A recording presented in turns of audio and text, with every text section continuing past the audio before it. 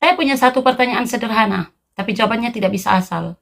Kalau Tuhan itu benar-benar tidak terbatas, sedangkan manusia terbatas, bagaimana mungkin manusia bisa mengenal Tuhan dengan benar tanpa Tuhan sendiri menyatakan dirinya? Kalau jawabannya manusia bisa mencari, maka itu berarti yang terbatas bisa menjangkau yang tidak terbatas.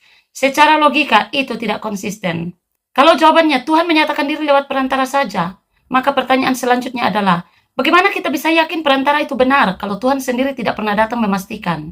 Jadi pilihannya tinggal dua, manusia menebak-nebak tentang Tuhan, atau Tuhan sendiri memastikan manusia mengenal Dia.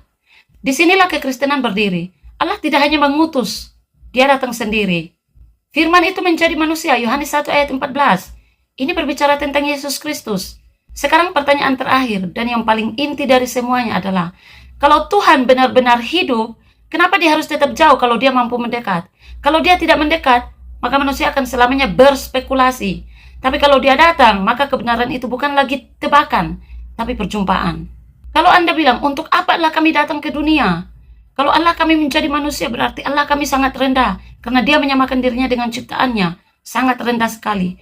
Ingat, datang tidak sama dengan menjadi rendah secara esensi. Yang dibedakan adalah hakikat, siapa Dia, dan cara Dia bertindak, apa yang Dia lakukan. Kalau Allah datang ke dunia, bukan berarti Dia menjadi lebih rendah di dalam hakikatnya. Dia cukup berkuasa untuk merendahkan diri tanpa kehilangan keilahiannya. Seorang raja yang turun ke rakyatnya, Dia tidak berhenti menjadi raja. Justru itu menunjukkan Dia punya kuasa dan kerendahan hati sekaligus.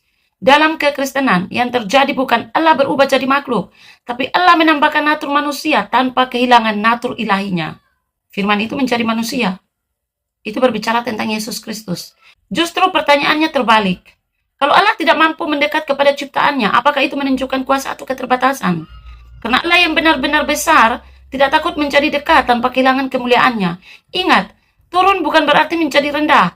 Raja yang turun ke rakyat tetap raja. Dalam Kristen, Allah tidak kehilangan keilahian. Dia justru menunjukkan kuasanya dengan mendekat melalui Yesus Kristus. Kalau Allah tidak bisa datang tanpa jadi rendah, berarti Dia dibatasi oleh sesuatu. Pertanyaannya adalah, apakah Allah yang dibatasi seperti itu masih bisa disebut Maha Kuasa? Yeremia 10 ayat 10, tetapi Tuhan huruf besar, adalah Allah yang benar. Dialah Allah yang hidup dan Raja yang kekal. Ini inti. Allah adalah Allah yang hidup. Allah bukan seperti yang mati. Markus 12 ayat 27. Ia bukan Allah orang mati, melainkan Allah orang hidup. Allah adalah Allah orang hidup, bukan Allah orang mati. Allah adalah satu-satunya yang tidak bisa mati. 1 Timotius 6 ayat 16. Yang satu-satunya tidak takluk kepada maut. Allah tidak berada di bawah kuasa kematian. Alkitab sangat jelas mengatakan, jadi yang kami sembah adalah bukan Allah yang mati, tapi Allah yang hidup dan kekal.